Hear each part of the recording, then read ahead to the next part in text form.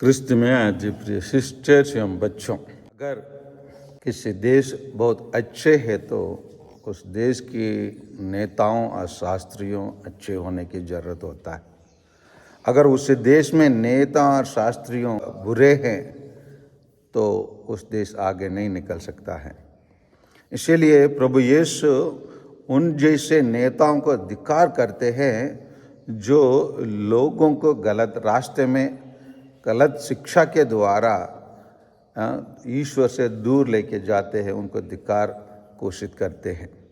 और वही चीज़ को हम पर यहाँ पर प्रभु यीशु बताते हुए हमको देखते हैं।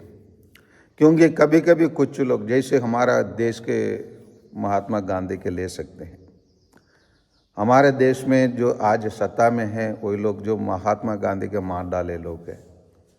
लेकिन महात्मा गांधी के राजघाट में जाकर उन लोग फूल चढ़ाते हैं, लेकिन पीछे मन ही मन उनको तीर मारने के लिए भी विचार आता है।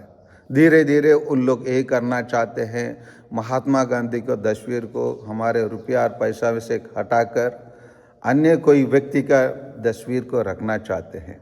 बिल्कुल प्रभु यीशु यहाँ जो बताया जा रहा है उसी के अनुसार उन लोग के इस प्रकार तुम अपने पूर्वजों के कर्मों के गवाही देते हो और उनसे सहमत भी हो, क्योंकि उन्होंने तो उनको मार डाला और तुम उनके मकबरे बनवाते हो।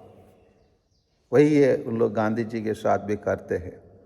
और इसीलिए प्रभु यीशु यह कहते हैं, ये शास्त्री हमारे देश में किसको हम शास्त्री मानते हैं? नेता लोग के, विशेषकर पंडित लोग पढ़े लिखे हैं, उनको हम शास्त्री कहते हैं, पंडित कहते हैं। इसीलिए प्रभु यीशु का तुम लोगों को धिक्कार है, क्योंकि तुम ज्ञान की कुंजी ले ली।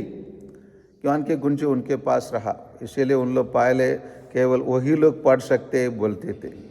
अन्य लोगों को उनको पढ़ने के लिए भी स्त्री लोग किताबें नहीं पढ़ना है।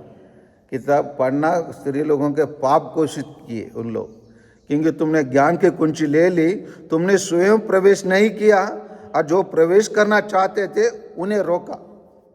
इसी चीज़ को हमारे भारत देश में जब तक अंग्रेज लोग हमारे देश में नहीं आए तब तक यही चल रहा था। उन लोग एक किताब को, मनुस्मृति नाम की एक किताब के नाम लेकर उसी के आधार पर बहुत सारे लोगों का अपने पैर के नीचे दबाकर अधीन पर रखे थे। और अंग्रेज लोग उसी को मतलब विरोध किए, उसके विरोध कानून बनाए, और इन सभी चीज़ों को उन लोगों को पसंद नहीं था। मैं नहीं बोल रहा हूँ अंग्रेज लोग जो भी किए, उन लोग यहाँ ये देश में हमको गुलामी बनकर राज्य करने के लिए थे आए, लेकिन गुलामी तो एक तरफ उनके मन में था, लेकिन लोगों को इसी प्रकार गुलामी बनकर रखने के लिए उन लोग नहीं आए। उन लोग महिलाओं का भी शिक्षा देने के लिए और अन्य जात लोगों को भी एक साथ अपने साथ बैठा कर उनको ज्ञान प्रदान करने के लिए आए। और इसीलिए उन लोग देख रहे थे, अपने दफ्तर में काम करने वाले अधिकांश लोग सब शास्त्री लोग, पंडित लोग थे, और ये भी केवल वही लोग उनके अधीन पर काम कर रहे हैं। और उनके द्वारा यह जानकारी मिला इन लोग कैसे जातिवाद के द्वारा लोगों को अपने अधीन पर रखते हैं।